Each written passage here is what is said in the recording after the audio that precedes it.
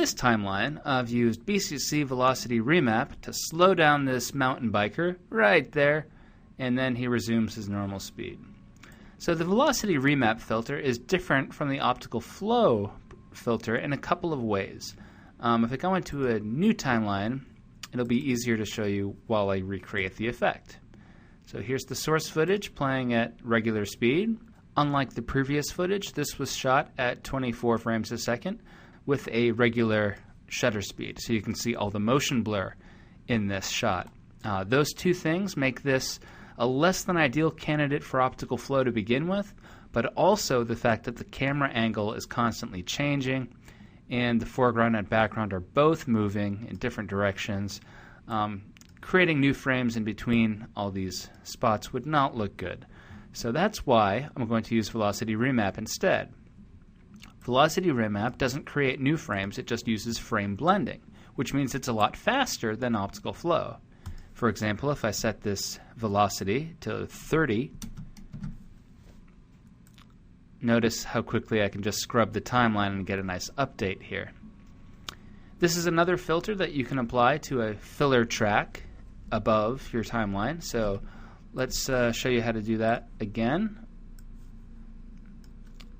So to make use of it, just make sure you change the source layer in the group here. So first below in this case, and then I'm all set. Okay, so what I'm going to do is slow him down just after he comes around this tree. I'm going to add a velocity keyframe there. This will be where he's slow, and then he will speed back up again at the end. Maybe create another keyframe in the middle here to keep the slowness going a bit longer. So let's make him down to 30. It's a very short clip, so he's not going to be slow for too long. Now, if we look at the frames where he's slowed down, you can see frame blending going on, and that's what I mean. It's not creating new frames, it's just blending the first and next frame. Now, if you increase the temporal blur amount, you can pull in more frames. In this case, that gives us a very kind of blurry, disoriented look, or you can turn it way down to nothing. So in this case, I would say like around 0.6 or less looks fine. But you can also change the frame blending mode.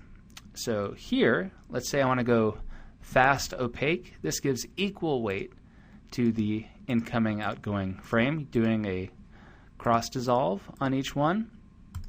Or I can try a boost exponential, which is a color sensitive blending method.